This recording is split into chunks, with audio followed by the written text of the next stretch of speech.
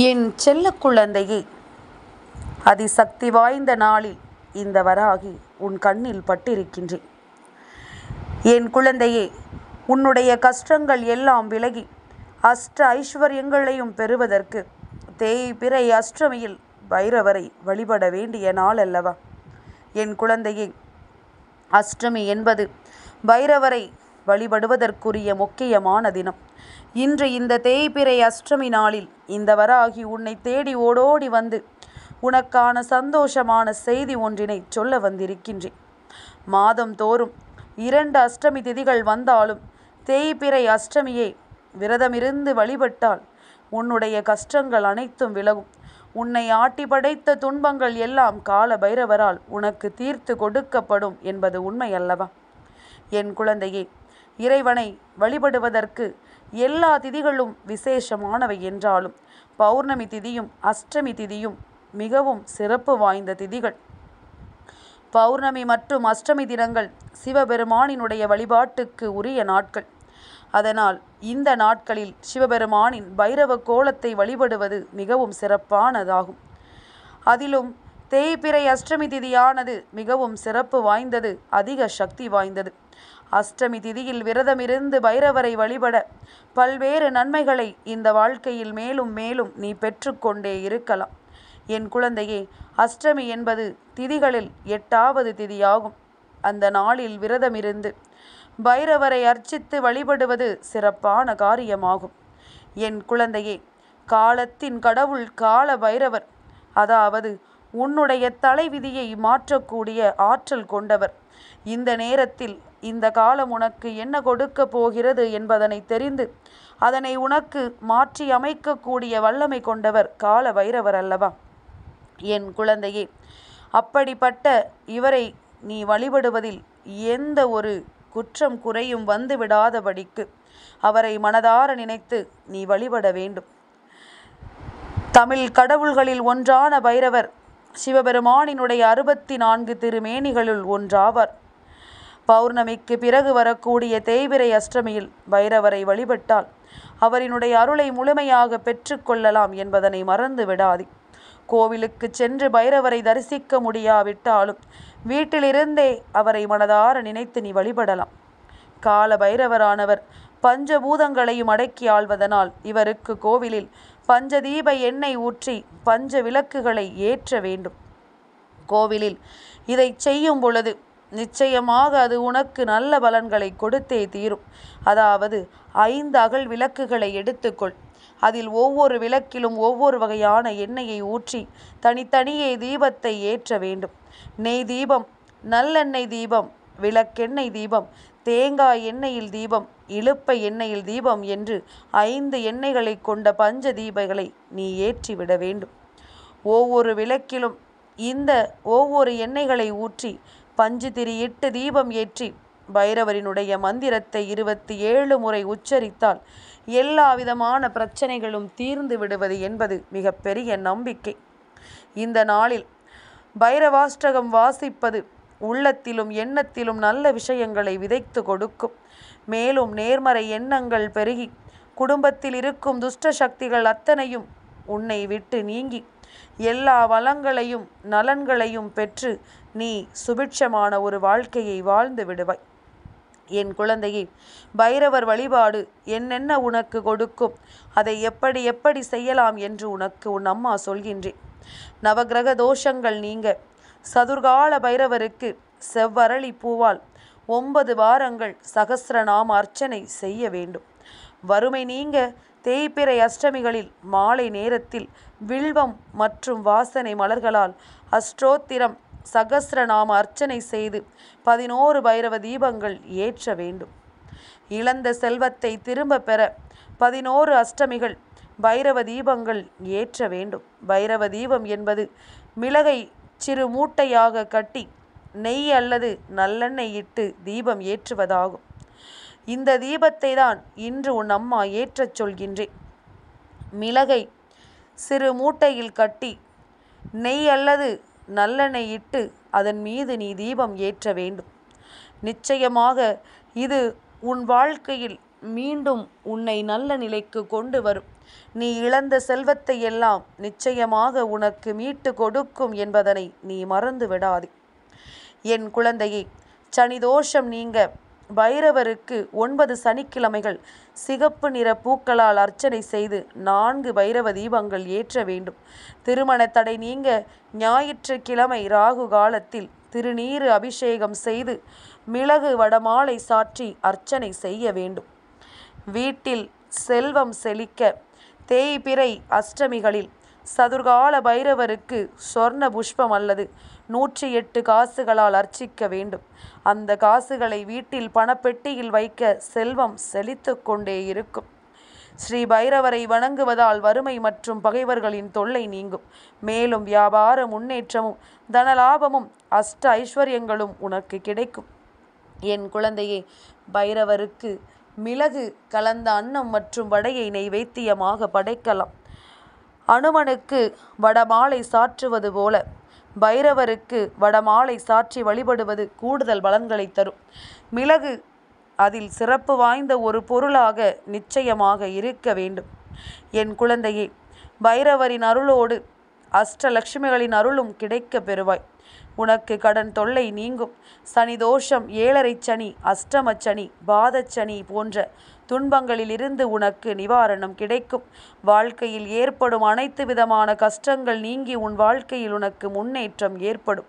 மனபயம் நீங்கும். தைரியம் பிறக்கும். தொழில் வியாபாரத்தில் முன்னேற்றம் ஏற்படும். மன அமைதியும் சந்தோஷமும் பெருகும். சரி, அம்மா என்ன நமக்கு ஜோசியம் சொல்லிக் கொண்டிருக்கின்றாளா, அல்லது நமக்கு பலன்களை இவள் சொல்லிக் கொண்டிருக்கிறாளா என்று யோசிக்கிறாயா?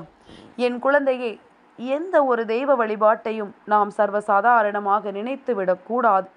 அந்தந்த தெய்வங்களுக்கு நிச்சயமாக இருக்கின்ற சக்தியை நமக்கு சாதகமாக நாம் பயன்படுத்தி கொள்ள வேண்டும்.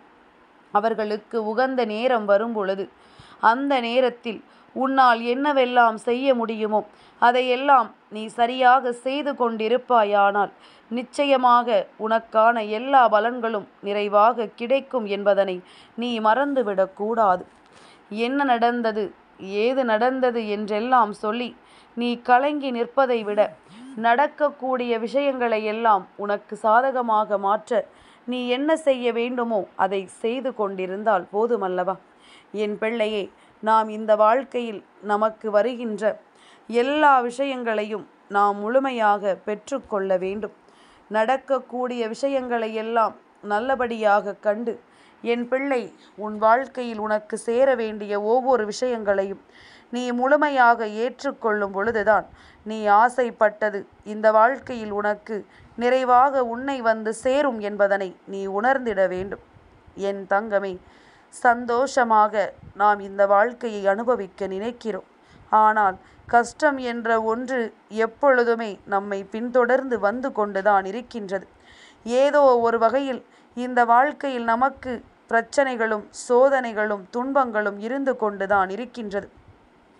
நடப்பதை என்று நமக்கு சாதகமாக மாற்றிவிட நமக்குள் திறமை வருகின்றதோ அப்பொழுதுதான் இந்த வாழ்க்கை உனக்கான ஒவ்வொரு உண்மைகளையும் நிறைவாக எடுத்துச் சொல்லும் என்பதனை நீ மறக்கக்கூடாது. என் குழந்தையே, நிலையில்லாத இந்த வாழ்க்கையில் நிலையான விஷயங்களை எல்லாம் நீ பெற வேண்டும் என்றால் இறையருள் உன் வீட்டில் நிறைந்து நிற்க வேண்டும். இறையருள் நிரம்பி இருக்க நீ செய்ய வேண்டியது எல்லாம் ஒன்றே ஒன்றுதான்.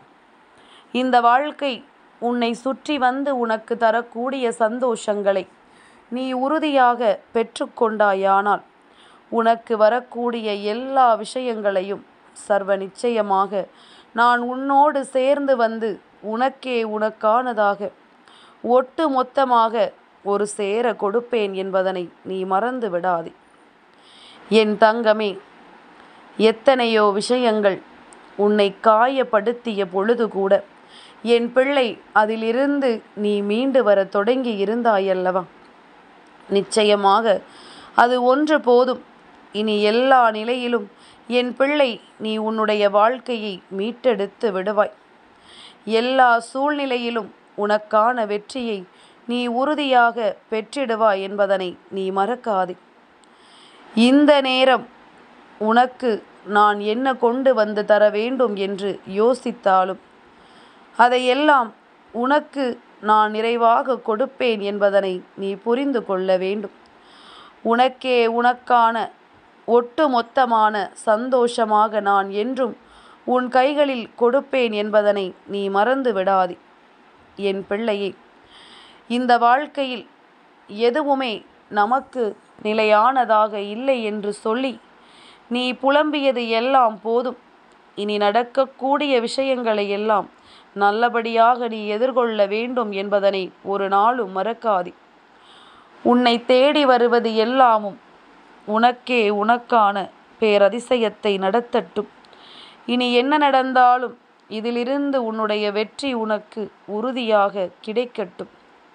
என் பிள்ளையே, எதையும் நமக்கு சரியில்லை, எதையும் இந்த வாழ்க்கையில் நமக்கானதாக இல்லை என்று நீ சொல்லி புலம்பியது அத்தனையும் போகட்டும். இனி எந்நாளும் உனக்கு இந்த வாழ்க்கையின் ஒட்டுமொத்தமான விஷயங்கள் எல்லாமும் உனக்கு நிரம்பி இருக்கட்டும். என் குழந்தையே, எதையுமே நீ யோசிக்கும் பொழுது உனக்கு என்ன நடக்கும், ஏது நடக்கும் என்பதில் நீ கவனமாக இருக்க வேண்டும். அப்பொழுதுதான் உனக்கான எல்லா உண்மைகளும் உன் முன்னால் வந்து சேரும் அல்லவா? இந்த வாழ்க்கையும் உனக்கான நன்மைகளை எல்லாம் உனக்கு உறுதியாக கொடுக்கும் அல்லவா?